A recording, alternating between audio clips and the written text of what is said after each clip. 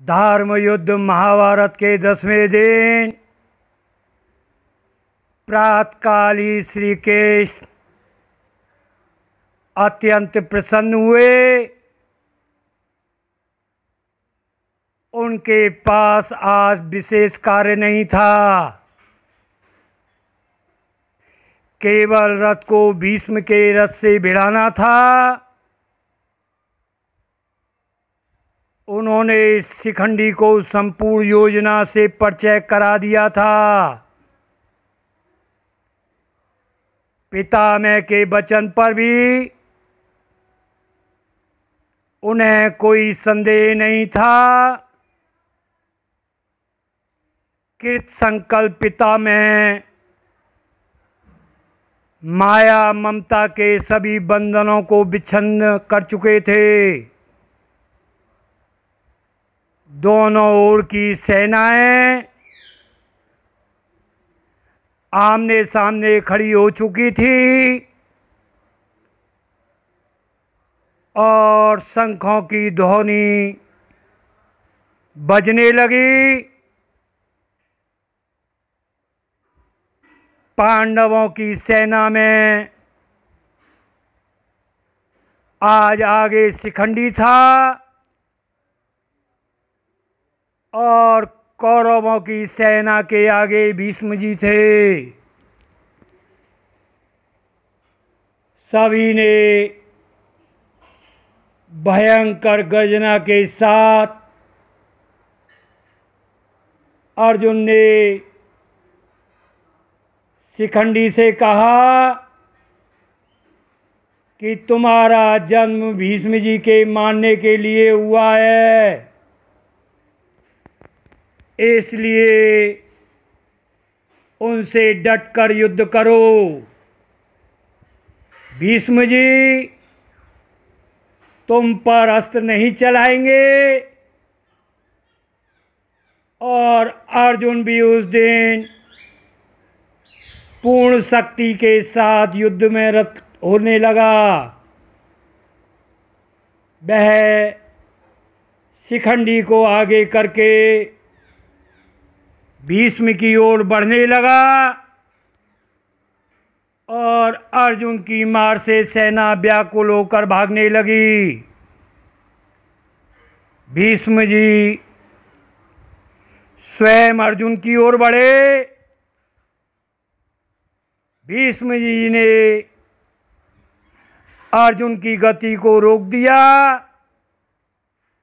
और शिखंडी से बोले, तुझे मैं स्त्री समझता हूँ,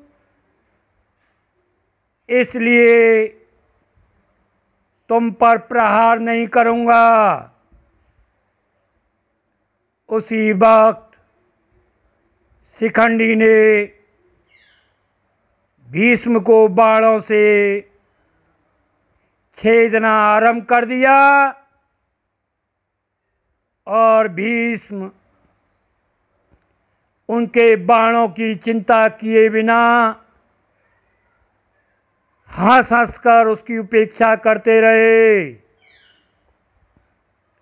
अर्जुन ने शिखंडी की आड़ लेकर उत्तम समय जानकर भीष्म जी के धनुषों को तुरंत काटना शुरू कर दिया। फिर भीष्म ने दूसरा धनुष उठाया। भीष्म जी जो भी धनुष उठाते गए और अर्जुन उन्हें काटता रहा। उधर शिखंडी तथा दूसरे राजा भी भीष्म को असंख्य बाण मारकर भेज रहे थे। बारंबार धनुष कटने के कारण भीष्म क्रोधित हो गए और उन्होंने अर्जुन के ऊपर अमोघ शक्ति का प्रयोग कर दिया। अर्जुन ने 5 बाण मारकर उसके मार्ग में ही 3 टुकड़े कर दिए। जिसे देखकर भीष्म मन में सोचने लगे कि अब मेरी मृत्यु का समय भी निकट आ रहा है। वैसे पिता के आशीर्वाद से मुझे युद्ध में कोई नहीं मार सकता। उन्होंने अपनी इच्छा से मृत्यु को स्वीकार कर लिया। भीष्म के इस निश्चय को आकाश में स्थित सभी देवताओं तथा वसुओं ने सुना। उन्होंने कहा, तुम्हारा अंत समय आ गया है, तुम युद्ध त्याग दो। और आकाश से पुष्प वर्षा होने लगी। उधर शिखंडी कुपित होकर भीष्म पर बाणों से वर्षा कर रहे थे, किंतु उन बाणों को भीष्म हंसकर ही टाले जा रहे थे। उसके बाद अर्जुन ने एक साथ 25 बाण मारकर उन्हें बीत डाला। जब भीष्म जी के सभी धनुष कट गए, तब वे ढाल तलवार लेकर रथ से कूदना ही चाहते थे। उसी क्षण अर्जुन ने ढाल के 100 खंड कर दिए और शिखंडी को आगे करते उन्होंने कसकर दूसरे 25 बाण भीष्म को एक साथ मार दिए।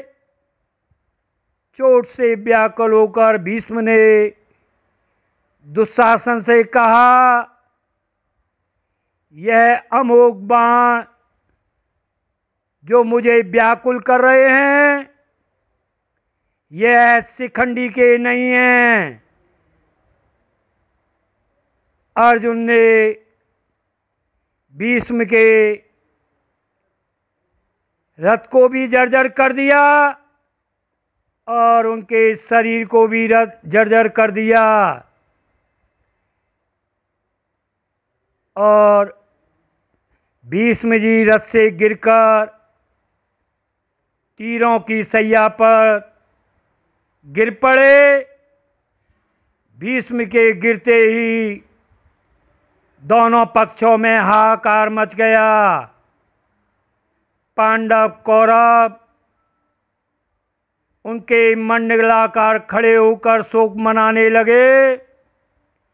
भीष्म बोले, मेरा सिर लटक रहा है।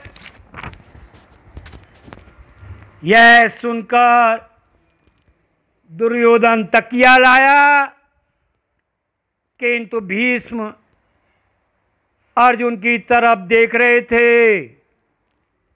अर्जुन समझ गया। फिर अर्जुन ने 4 बाण भीष्म के नीचे इस प्रकार मारे कि वे बाण ही उनके सिर का आधार बन गए। उसके बाद भीष्म बोले, प्यास लगी है। दुर्योधन ने सोने के पात्र में जल मंगवाया, किंतु उनकी प्यास अधिक देखते हुए अर्जुन ने एक बाण पृथ्वी पर मार दिया। जल की धारा फूटकर भीष्म के मुंह में गिरने लगी। पानी पीकर भीष्म ने कौरव और पांडवों को जाने की आज्ञा देकर कहा कि अभी सूर्य दक्षिणायन में है। सूर्य के उत्तरायण होने पर मैं अपने प्राण त्याग दूंगा। अतः ऐसा कहकर भीष्म जी विष्णु के ध्यान कर समय व्यतीत करने लगे।